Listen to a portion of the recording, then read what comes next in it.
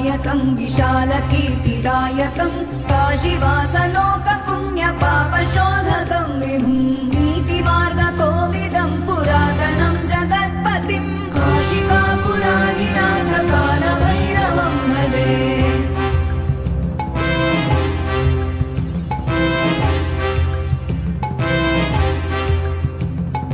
कालभैरवाष्टकं पठन्